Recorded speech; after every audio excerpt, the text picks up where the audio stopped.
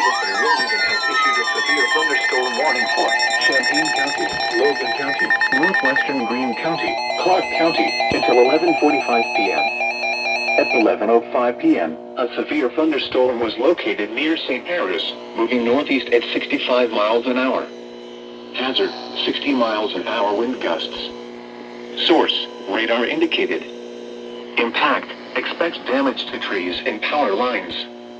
Locations impacted include New Jerusalem, South Vienna, Millerstown, Kaiser Lake State Park, Wright-Patterson Air Force Base, New Carlisle, Cary Hut, Dial 10, West Mansfield, East Liberty, St. Paris, Buck Creek State Park, Logansville, North Lewisburg, Harmony, Pickrelltown, Lippincott, Snyderville, Mutual, and New Moorfield.